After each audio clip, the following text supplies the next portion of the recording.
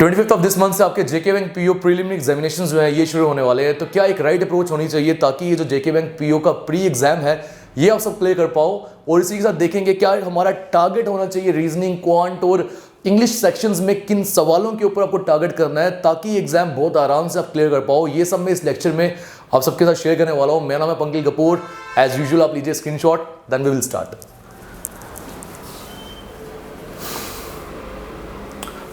काफ़ी देर के बाद ये मौका मिला वापस से बोलने का, लीजिए screenshot, then we will start. चलिए आते हैं मेन पॉइंट के ऊपर।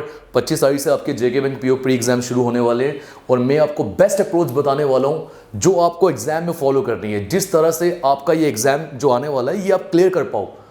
देखो अप्रोच क्या है, उससे भी पहले मैं थोड़ा सा पीछे लेके चलता हूँ आपको। साल 2015 से पहले क्या होता था, सिंगल पेपर होता था, प्रीलिमिनरी मेंस ऐसा कुछ नहीं होता, सिंगल पेपर होता है, वो आपने देना है पीओ के लिए। उस पेपर के बाद इंटरव्यूज़ भी थे और वैसे ही जो क्लरिकल लेवल की जॉब्स थी उसमें भी उसके बाद इंटरव्यूज़ थे। फिर उसके बाद क्या हुआ, on the pattern of KAS pre और मेंस इंट्रोड्यूस कर दिए गए। आपको पता है अगर मैं आईबीपीएस एग्जामिनेशंस की बात करूं तो क्लरिकल लेवल एग्जामिनेशंस में प्री देना है आपको आईबीपीएस क्लर्क में, फिर मेंस देना है, उसमें इंटरव्यू नहीं है। बट पीओ की बात करें, प्री भी है, मेंस भी है और उसके बाद इंटरव्यू भी है। हालांकि ये सब बात रही आईबीपीएस की, हमने बात करनी है जेके बैंक की। तो जेके बैंक की बैंकिंग एसोसिएट में तो सिर्फ एक ही एग्जाम है, ये आप सबकी खुशकिस्मती है जो कि इस बार भी जेके बैंक ने एक ही एग्जाम रखा है, वरना अब जब दोबारा होगा ऐसा नहीं होने वाला है। 2015 में भी जो एग्जाम हुआ तब भी एक ही एग्जाम था, एक ही प्रीलिमिनरी जो क्वेश्चन है वही पूछा जाता था। बट अब आपने कोशिश करनी है यहीं पे इसी एग्जाम में आप सब जो है वो क्लियर आउट कर पाओ। जो अच्छे से तैयारी करेगा वो हो जाएगा और उसके बाद जो मौका मिलेगा उसमें थोड़ी सी दिक्कतें और बढ़ जाएंगी। तो मेन पॉइंट पे आते, मैंने क्या बताया आपको, बैंकिंग एसोसिएट में सिर्फ प्री है, बट अभी जो पीओ का एग्जाम आने वाला है पहले आपको प्री देना है, फिर आपको मेंस देना है और फिर आपको इंटरव्यू देना है। और जो स्टूडेंट्स अच्छे से तैयारी करें उन सबको ये पता ही होगा, बट जो दूसरे सब्सक्राइबर्स हैं हमारे जिनको इसका आइडिया नहीं है, मैं उन सबको भी ये बताना चाहता था। अब बात करते हैं जो आपका प्री एग्जाम होगा उसको आपने किस तरह से टारगेट करना है। देखो आपको पता है कि 20-20 मिनट की सेक्शंस हैं।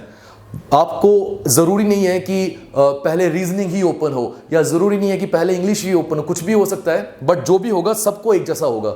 मीन्स जो आपके साथ स्टूडेंट्स बैठे होंगे, अगर आपका रीजनिंग सेक्शन सबसे पहले खुलता है तो उनका भी रीजनिंग सेक्शन ही सबसे पहले खुलेगा। बट मैं अगर पीछे वाले जो अभी आईबीपीएस एग्जाम्स ले रहा था उन एग्जाम्स की बात करूं तो एक पैटर्न देखा गया है कि पहले इंग्लिश सेक्शन खुलती है 20 मिनट के लिए, फिर मैथ सेक्शन खुलता है, फिर रीजनिंग सेक्शन खुलता है। और एक बार मैंने ये भी देखा था कि इंग्लिश के बाद रीजनिंग और फिर मैथ सेक्शन खुला है। हालांकि कुछ भी हो सकता है बट आप स्विच नहीं कर सकते इन बिटवीन। मतलब 20 मिनट आपको अगर रीजनिंग ओपन हो रही है उसे देने ही हैं, उसके बाद आप जाओगे, फिर जो दूसरी सेक्शन खुलेगी आप उसके सवाल अटेम्प्ट कर पाओगे। ऐसा पहले नहीं होता था, बट आईबीपीएस ने ये फॉलो किया है और ये एग्जाम भी आईबीपीएस ले रहा है और उन्होंने नोटिफिकेशन में ये साफ साफ बताया है। ठीक, अब मान लेते हैं कि आपका पहला सेक्शन जो है वो क्वांट खुल रहा है। ठीक, अब क्वांट में आपको किन क्वेश्चंस को फॉलो करना है या किन क्वेश्चंस को सबसे पहले सॉल्व करना है, बात उस पर करेंगे हम। देखें मार्कर चेक कर लेते हैं कहाँ पे।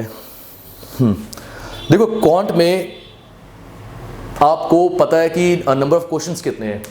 क्वांट के लिए भी हमारे पास 35 क्वेश्चंस हैं, सेम रीजनिंग के लिए भी 35 क्वेश्चंस हैं और इंग्लिश के लिए जो क्वेश्चंस होते हैं वो होते हैं 30। तो 35 प्लस 35 70 प्लस 30 कितना हो गया हमारे पास 100। अब अगर क्वांट आपका सेक्शन पहले ओपन हो रहा है तो 35 में से आपको कौन से सवाल करने हैं ताकि एग्जाम क्लियर कर पाओ आप। टाइम तो आपके पास 20 मिनट ही है ना, तो 20 मिनट में मैं आपको बता रहा हूं कोई बहुत तेज भी होगा पीओ के प्री में वो 35 के 35 सवाल कर ही नहीं सकता। नेक्स्ट टू इम्पॉसिबल है क्योंकि टाइम लिमिटेड है, चाहे उसे सारे आते भी होंगे नहीं कर पाएगा वो। और मैं अब जो बात करूंगा वो एक एवरेज स्टूडेंट की बात करूंगा या जिसकी तैयारी अच्छी है, मॉडरेट तैयारी है, मैं उसकी बात करूंगा।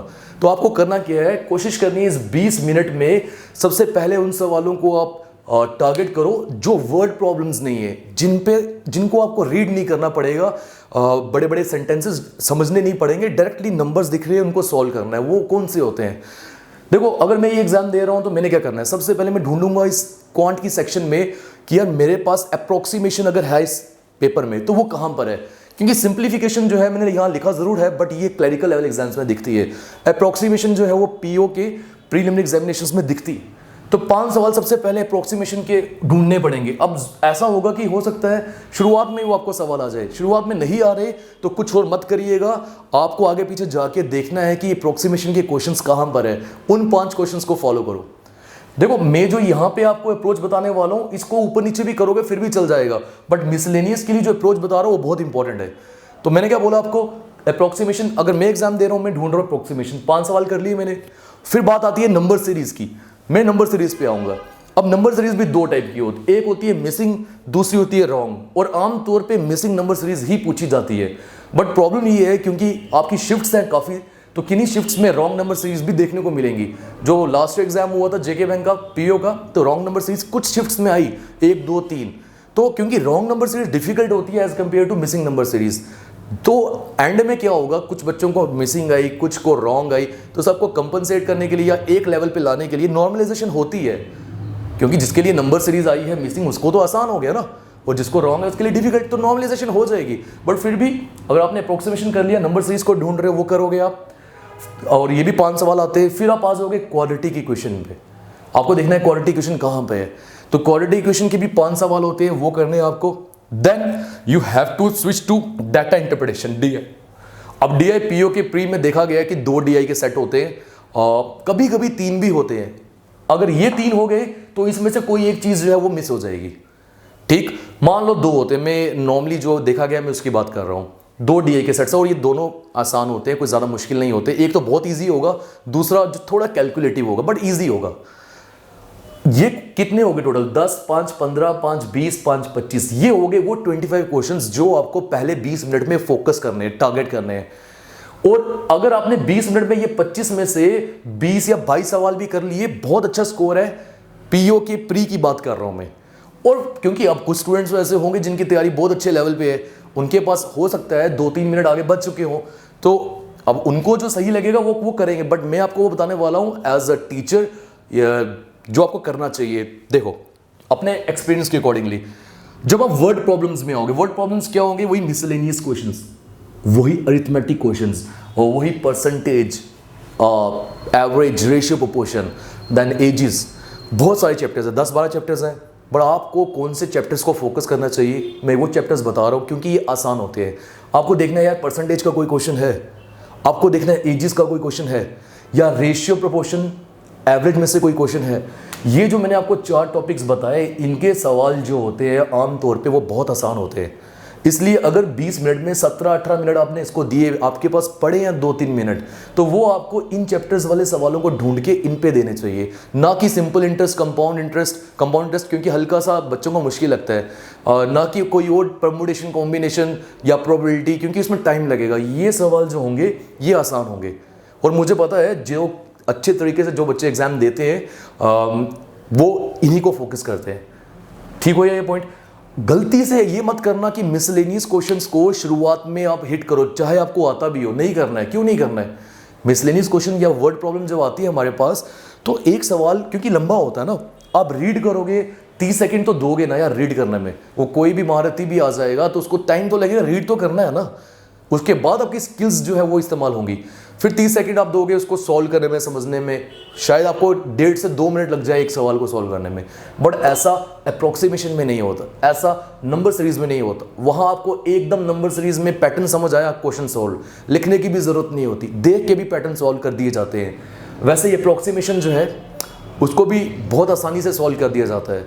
तो इसलिए मैं आपको बोल रहा हूँ, आपको वर्ड प्रॉब्लम्स या मिसलेनियस क्वेश्चंस को बहुत कम मायने देने हैं, चाहे आपको आता भी हो। देखो मन ललचाता है इंसान का, मन को देखे होगा क्या, देखेगा यार ये सवाल तो आता है, मैं इससे पहले करता। ऐसे करना ही नहीं है आपने, कुछ भी हो जाए। मैं बहुत ज़्यादा इसके ऊपर फोकस कर रहा हूँ, दम लगा रहा हूँ बोलने में, ताकि आप ये समझ पाओ।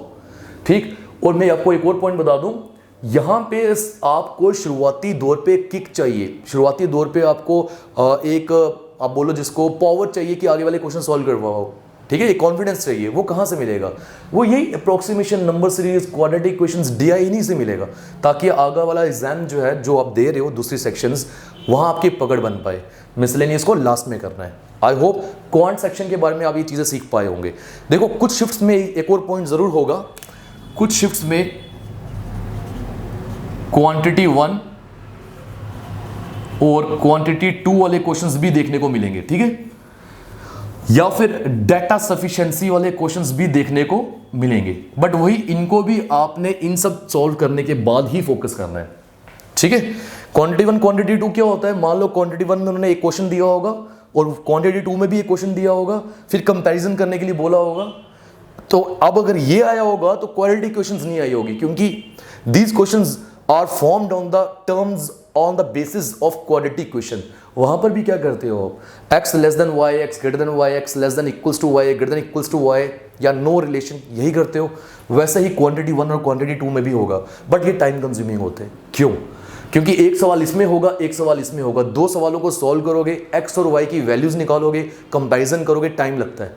तो इसलिए मैं आपको बोल रहा हूं इसको भी इन सब के बाद ही करना। डाटा सफिशिएंसी के क्वेश्चंस क्या होते हैं, वहां पर भी आपको क्वेश्चन को सॉल्व नहीं करना, बट वो पूछेगा क्या इन दोनों में से एक ही स्टेटमेंट से आपका आंसर निकल रहा है, सफिशिएंट है एक ही स्टेटमेंट, क्या दोनों स्टेटमेंट की ज़रूरत है आंसर निकालने के लिए, या इन दोनों की स्टेटमेंट से आंसर निकल ही नहीं रहा। तो ये भी थोड़ा सा टाइम लेते हैं, तो इसको भी आप इनके बाद ही करो अगर एक सही अप्रोच सीखनी है आपने, ठीक है। ये क्वांट सेक्शन समझ आया आपको। अब इसके बाद रीजनिंग सेक्शन पे आते हैं। देखो रीजनिंग में भी होता क्या है, जस्ट अ सेकेंड, कुछ पजल्स जो होती है आसान होती है। मान लो आपने जब रीजनिंग सेक्शन ओपन हो रही है, पहला क्वेश्चन आपको पजल दिख गया, मत करना सॉल्व, बहुत इंपॉर्टेंट है। पजल को हमेशा लास्ट के टाइम पे सॉल्व करना है। शुरुआती क्वेश्चंस कौन से होने चाहिए रीजनिंग के, सबसे पहले मैं एग्जाम दे रहा हूं अगर, तो मैंने क्या ढूंढना है, मैं ढूंढूंगा इनइक्वालिटी के क्वेश्चंस हैं, चाहे मुझे 1 से लेकर 35 तक सवालों को एक एक करके, या आप जंप भी कर सकते हो, राइट साइड पे होता है ऑप्शन, आप जंप करो डायरेक्ट क्वेश्चन पे, बट मैं ढूंढूंगा इनइक्वालिटी कहाँ है। तो 5 क्वेश्चन में इनइक्वालिटी के जो आमतौर पे देखे जाते हैं वो मैं करूंगा। बट होता क्या है कि अब जो एग्जाम्स हो रहे हैं 2019 के 20 के, वहां पे इनइक्वालिटी के 3 सवाल देखने को मिले, 3 2 3 2 3, बट 5 आते थे। उसके बाद आपको आना चाहिए किस पे, कोडिंग डिकोडिंग पे। फिर मैं बोलूंगा पजल्स को आपको लास्ट में करना है। अब इसमें आप शफलिंग भी करते हो, कोई दिक्कत नहीं है, पजल को लास्ट में करना है, जैसे मिसलेनियस क्वेश्चंस को यहाँ लास्ट में करना था। ऊपर नीचे शफलिंग होगी, कोई प्रॉब्लम नहीं है, यहां पर भी वही चीज है। बट फिर भी मैं आपको ये अप्रोच इसलिए दिखा रहा हूं क्योंकि इससे मुझे पता है कि बहुत जल्दी एग्जाम जो है, क्वेश्चन जो है वो सॉल्व होते हैं, ठीक है। इनइक्वालिटी की बात, कोडिंग डिकोडिंग पे आ जाओगे आप, फिर सिलोगिज्म पे आ जाओगे, ब्लड रिलेशन या डायरेक्शन सेंस टेस्ट के क्वेश्चंस मिलेंगे, उन पे आओगे। अब यहाँ एक बहुत इंपॉर्टेंट सेक्शन है जिससे बच्चा डरता है, मशीन इनपुट आउटपुट, बहुत इंपॉर्टेंट है।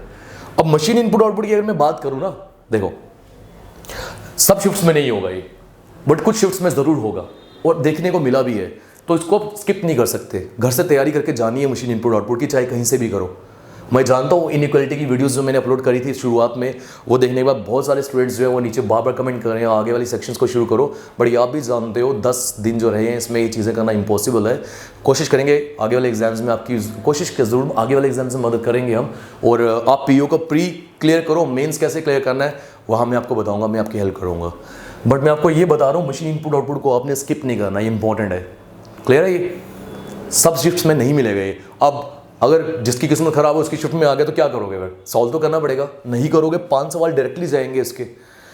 फिर आ जाते हैं इसके बाद मिसलेनियस क्वेश्चंस, जिसमें सिंगल क्वेश्चंस होते हैं। सिंगल कौन से, जैसे आपको पता होगा एक नंबर, जैसे एक वर्ड ले लिया मैंने रीजनिंग, एक वर्ड ले लिया रीजनिंग, तो वो बोलता है बताओ इस रीजनिंग वर्ड में ऐसे कितने पेयर ऑफ लेटर्स हैं जिनके बीच में उतने ही नंबर ऑफ लेटर्स हैं जैसे इंग्लिश अल्फ़ाबेटिकल सीरीज में लेटर्स होंगे। मिसाल के तौर पे मैं बताता हूँ, देखो ये ए है, ये जी है, ए और जी के बीच में यहाँ कितने लेटर्स आ रहे हैं, 1 2 3 4 5 आ रहे हैं। रियलिटी में अगर मैं ABCD लिखूँ, ABCDEFG, यहाँ ए और जी के बीच में कितने लेटर्स आते हैं, 1 2 3 4 5, तो ये एक पेयर मिल गया। ऐसे कितने पेयर ऑफ लेटर्स है यहाँ पे जिनके बीच में उतने ही लेटर्स होंगे जैसे कि रियल इंग्लिश में है। ये मायने नहीं रखता ये लेटर्स सेम हो, ऊपर नीचे लेटर्स जो मर्जी हो, बट ए और जी के बीच में यहाँ 5 है तो रियल में भी 5 है ना, ये एक पेयर मिल गया। ऐसे बहुत सारे पेयर्स होते हैं। तो ये एक क्वेश्चन हमेशा देखने को मिला है, आपके एग्जाम्स में होता है, कोडिंग डिकोडिंग में से आप बोल सकते हो। और इसके अलावा आपको एक नंबर दे दिया होता है, मान लो 643219, बोलेगा इसमें जो ऑड डिजिट है जैसे 3 है 1 है, इसमें +1 करो, इवन डिजिट में -1 करो, जो नया नंबर आएगा उसमें कौन से डिजिट्स रिपीट हो रहे हैं, ऐसा सवाल आता है। इसको मैं डालता हूँ मिसलेनियस की कैटेगरी में। रैंकिंग ऑर्डर का सवाल आ सकता है, ठीक है, तो ये आपके पास सिनेरियो आ गया। एक यहाँ पे पॉइंट मिस हुआ है, मैं वो भी लिख देता हूं, जिसको बोलते हैं कंपैरिजन बेस्ड पजल्स। हालांकि ये पजल्स की कैटेगरी में ही है, बट ये कंपैरिजन बेस्ड पजल्स है। ये क्या होता है, जैसे बोला जाता है कि there are 6 wires of different lengths, तो और आगे कंडीशंस दी होगी, उसको सॉल्व करना है, क्वेश्चंस निकालने हैं, 3 सवाल होते हैं इस पे। ऐसा भी बोला जाता है कि एक टेस्ट में 6 बच्चों ने अलग अलग नंबर लिए, उनको अरेंज करो, या एज के अकॉर्डिंगली, सैलरी के अकॉर्डिंगली, या उसके अलावा ऐसे कुछ क्वेश्चंस होते हैं, हाइट के अकॉर्डिंगली, वेट के अकॉर्डिंगली, तो इसको बोलते हैं कंपैरिजन बेस्ड पजल्स। ये देखने को मिलती है 3 मार्क की होती है ये, ठीक है। ये सब सॉल्व करने के बाद आपको पजल एंड सिटिंग अरेंजमेंट पे आना है। देखो, अगर मैं पीछे वाले एग्जाम्स की बात करूं तो एटलीस्ट 3 पजल्स तो आपको प्री में मिलेंगी ही, जिसमें से 2 पजल्स का लेवल जो है वो बहुत आसान होगा, इजी सिंगल वेरिएबल पजल, और एक पजल होगी जो मॉडरेट होगी। मैं डिफिकल्ट नहीं बोलूंगा, मॉडरेट होगी। तो अब इसमें आपको ये 2 पजल्स को तो छोड़ना नहीं है। ये जो मॉडरेट वाली पजल है ये आपको ढूंढनी है, कोई और नहीं आएगा बताने के लिए, ये आपका फर्ज बनता है ढूंढना। ढूंढोगे तो आपको ही हेल्प होगी, उसको नहीं सॉल्व करने बैठ जाना, क्योंकि इतना टाइम भी नहीं है हमारे पास। तो ये मॉडरेट वाली पजल ऐसी होगी जिसको छोड़ना है हमें। देखो, इंपॉर्टेंट है, यहां रीजनिंग में अगर आप 20 मिनट में 35 में से 25 प्लस स्कोर लेते हो तो बहुत ही बढ़िया स्कोर है, और किसी के 20 से 25 के बीच में भी आते हैं, बहुत बढ़िया स्कोर है, बहुत बढ़िया। बट आपको मॉडरेट पजल ढूंढ के या डिफिकल्ट पजल अगर मिलती है या लगती है आपको, तो उसको छोड़ना है, बाकी सबको सॉल्व करना है, ठीक है। एक बार टाइम देख लेते हैं। चलो, अब आ जाते हैं वो वाला सेक्शन जो कि बच्चों को लगता है उससे बहुत डर है, और वो है इंग्लिश। हालांकि ये डरने वाला नहीं है। इंग्लिश एक ऐसा सेक्शन है जहां 20 मिनट में आप 35 तो है नहीं, इसमें 30 के 30 क्वेश्चंस को सॉल्व कर सकते हो, provided you have reading capability. अगर आपको रीडिंग हैबिट है, आप न्यूज़पेपर रीड करते हो, अब 10 दिन में न्यूज़पेपर रीड करके हैबिट नहीं बना सकते आप, ये बचपन से बनती है, या फिर ये एक सही उम्र से बनती है, ठीक है। गंदी आदतें तो डाली जाती है, बड़ी अच्छी आदत भी डालना बहुत ज़रूरी है। तो रीडिंग हैबिट होनी चाहिए आप सभी को। जिसकी रीडिंग हैबिट है वो इंग्लिश सेक्शन बड़े आराम से कर लेगा, बहुत ईजी।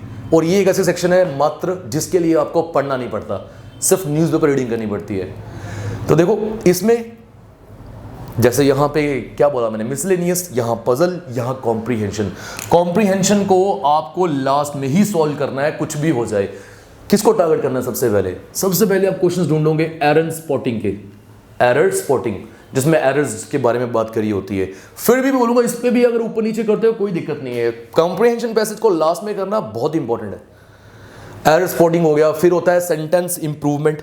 अब सेंटेंस इंप्रूवमेंट क्या हो गया कि एक सेंटेंस दिया होगा और वहाँ आपको 3-4 वर्ड्स को हाईलाइट किया होगा और बोलेगा जो नीचे ऑप्शंस हैं, इन ऑप्शन में से किस ऑप्शन को डाल के सेंटेंस और इंप्रूव होता है। क्लोज टेस्ट इसको बोलते हैं, फिल इन द ब्लैंक्स। एक पूरा पैराग्राफ होगा, फिल इन द ब्लैंक्स दिए होंगे, वो फिल करने हैं। सिंगल फिलर, कभी कभी ऐसा होता है 5 क्वेश्चन दे दिया जाता है, fill in the blank, simple single line, paragraph नहीं। क्लोज टेस्ट और सिंगल फिलर्स में डिफरेंस यही है, क्लोज टेस्ट में एक पूरा पैराग्राफ होता है थीम पे, बट सिंगल फिलर्स में क्या होता है, वहां पे एक सेंटेंस दिया होता है, 1 लाइन का, 2 लाइन का, वो फिल इन द ब्लैंक होगा। डबल फिलर्स भी देखने को मिले, और डबल फिलर्स आमतौर पे ज्यादा आसान होते हैं सिंगल फिलर से।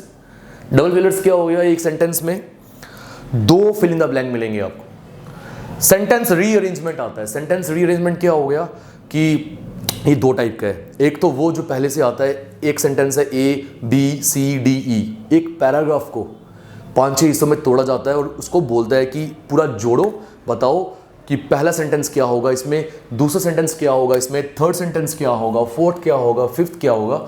5 या 6 होते हैं, तो ये 5 नंबर का सवाल होता है। बट इसमें अगर सेंटेंस रीअरेंजमेंट में जो 5 सवाल होते हैं, ये एक ही सवाल पे डिपेंड करते हैं। वो पूछेगा कि आपसे कि पहला सेंटेंस क्या था, दूसरा क्या था, तीसरा क्या था। तो अगर आपने पैराग्राफ को गलत इंटरप्रेट किया, नहीं सही तरीके से आप जोड़ पाए सेंटेंसेस को, तो पूरे 5 सवाल गलत हो जाएंगे। एक तो ये इस तरीके से आता है सेंटेंस रीअरेंजमेंट, और एक जो 2020 के IBPS के PO के प्री में देखने को मिला, मैं वो भी बताता हूँ आपको। वहाँ क्या था, 5 सवाल अलग अलग थे और छोटे छोटे पैराग्राफ्स को तोड़ा हुआ था।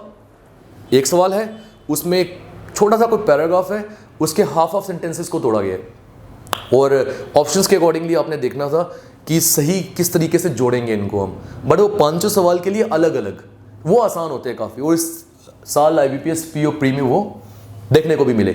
मैच द फॉलोइंग होता है, कुछ सेंटेंस यहाँ हो गए, कुछ सेंटेंस यहाँ हो गए, आपको मैच करना है। मैच द फॉलोइंग में 2-3 सवाल रहते हैं, और फिर आ जाता है कॉम्प्रिहेंशन पैसेज। पहले देखने को मिलता था 8-10 सवाल होते थे इसके, अब 7 या 8 होते हैं, और 7 सवालों में भी 2 सवाल बहुत आसान होंगे जो सिनोनिम एंटोनिम के ऊपर होंगे, जो बोलेगा आपको कि इसका मतलब क्या है, तो वो निकाल लिए जाते हैं। बाकी 5 सवाल होते हैं, वो तो पैसेज रीड करना पड़ेगा। कॉम्प्रिहेंशन पैसेज के लिए एक राइट अप्रोच क्या है वो देखो आप। कॉम्प्रिहेंशन पैसेज के लिए आपको पहले कॉम्प्रिहेंशन पैसेज रीड नहीं करना है, आपको पहले 5 सवाल या 6 सवाल जो नीचे हैं उनको रीड कर लेना है, दिमाग में डाल लेना है कि यार इसने सवाल में पूछा क्या है हमसे, और फिर जब आप पैसेज को रीड करोगे ऊपर से नीचे तक, आपको ऐसे ऐसे वो सवाल याद आएंगे, और फिर पैसेज से आप उसका जवाब दे सकते हो। अगर आपने ऐसा किया, पहले पैसेज रीड कर लिया फिर सवाल पे आए, तो आपको याद ही नहीं रहेगा पैसेज में क्या समझा था आपने। तो जो सवाल आप रीड करोगे उसका जवाब देने के लिए आपको वापस से कॉम्प्रिहेंशन रीड करना पड़ेगा, तो टाइम कंज्यूमिंग और टाइम वेस्ट कर रहे हो आप। समझ रहे हो ये पॉइंट? और इसी के साथ में अगर आपको बोलूं, कॉम्प्रिहेंशन PO प्री में अच्छे लेवल के आते हैं, ठीक है। जैसे मान लो एक बार डीमोनेटाइजेशन के ऊपर आया, कभी कभी यूरोपियन जो यूनियन है उसके ऊपर आता है, EU के ऊपर, डिफरेंट जो रिसेंट जो चल रहा होता है करंट अफेयर्स में उस पर होता है। बट क्लरिकल लेवल पे बैंकिंग एसोसिएशन में कॉम्प्रिहेंशन बहुत आसान होता है, स्टोरी बेस्ड होता है। जैसे बहुत बार ये देखने को मिला, एक राजा है, राजा का एक एलिफेंट है, उसने कहीं भेजा, तो उसके ऊपर कोई एक स्टोरी बना दी। उसमें क्या होता है, एक बार रीड करोगे ना हल्का सा कॉम्प्रिहेंशन, तो सवालों के जवाब बड़ी आसानी से दिए जाते हैं, क्योंकि कड़ियाँ जुड़ती हैं आपस में। बट इस PO के प्री में जो कॉम्प्रिहेंशन होगा, इसका लेवल बहुत अच्छा होगा, बहुत आसान नहीं होगा, बहुत मुश्किल भी नहीं होगा, बट मॉडरेट तो होगा। ठीक है, समझ रहे हो आप ये पॉइंट? Just wait. तो अब मैं आपको बताता हूँ, सॉरी चेक कर लेते हैं वापस से यार। अब मैं आपको ये बताऊंगा कि आपको इस एग्जाम में कितने क्वेश्चंस करके आना चाहिए, ताकि आप श्योरिटी से ये बोल पाओ कि प्री क्लियर हो गया।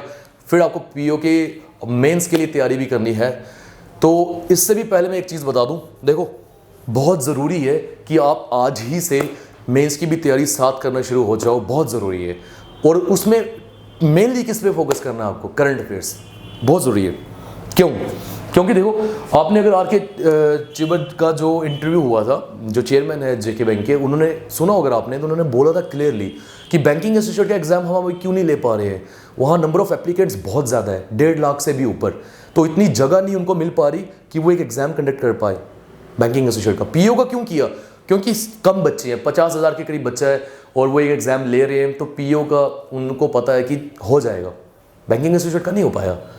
वैसे ही आपको पता है मेंस जो है ना, इसका जल्दी आ सकता है। क्यों आ सकता है जल्दी? क्योंकि अभी 50,000 बच्चे अगर एग्जाम दे रहे हैं, मेंस के लिए तो बहुत कम हो जाएंगे, 5-6 हज़ार 7,000, तो उसके लिए भी उनको जगह मिलना बहुत आसान है। तो जब आप प्री एग्जाम दे के आओगे, उसके बाद अगर रिजल्ट आता है 7-8 दिन में, और 10 दिन के बाद आपका मेंस हो सकता है, मैं बोल रहा हूँ हो सकता है, प्रोवाइडेड सभी जो कंडीशंस है, एनवायरमेंटल कंडीशंस या एटमॉस्फेरिक कंडीशन वो सही होनी चाहिए, स्नोफॉल बहुत ज़्यादा नहीं होना चाहिए, बट एग्जाम हो सकता है। आमतौर पे देखने को मिला है कि प्री के 15-20 दिन के बाद मेंस आ जाता है, और उन 20 दिनों में यकीन मानो मेंस की तैयारी आप नहीं कर पाओगे, मुश्किल हो जाएगा बहुत ज़्यादा। तो मैं ये बोल रहा हूँ, आज अभी भी आपके पास 10 दिन है, इन 10 दिनों में जो आप टेस्ट वगैरह दे रहे हो, उसके साथ करंट अफेयर्स पढ़ना शुरू हो जाओ, बहुत इंपॉर्टेंट है। क्योंकि डिफरेंस तो सिर्फ करंट अफेयर्स ही लाएंगे ना मेंस में, वही एक एडिशनल सेक्शन होती है, और वो एक बहुत बड़ा बर्डन होता है।